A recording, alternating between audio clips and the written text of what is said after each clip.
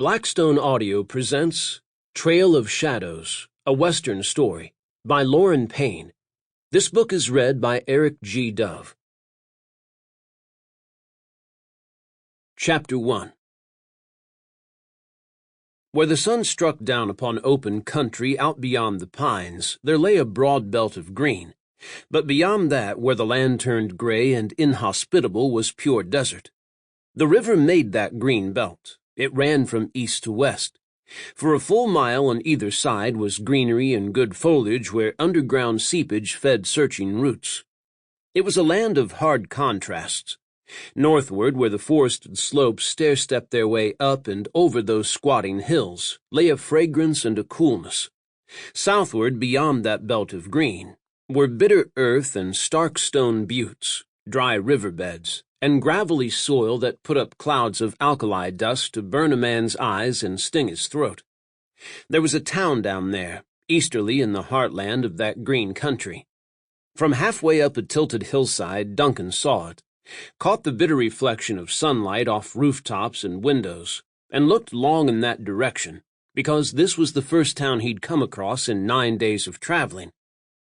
The pull of that town was strong, and yet Duncan went on around it, southward. He halted once in a fringe of trees to the west to rest his horse, smoke, and assess that onward desert. Then he continued on his way, as men do who have some purpose in mind. He passed on out of the greenery and down into that other world of grayness and sun-scorch and graceful desert palaverdes. He rode all day, and near evening, with 7 miles behind him, sighted 2 tall cottonwood trees a little to the east, and about a mile southward. He made for those trees. Cottonwoods on the desert meant water, and while seasoned travelers frequently made their nighttime dry camps, they never did this from preference. Daytime's final red ribbons of sunlight lay crimson over the land, giving the desert an eerie complexion, as though in all this brooding silence there was nothing but bitterness and sadness. This mood went into Duncan, leaving him restless and anxious to get on across this place.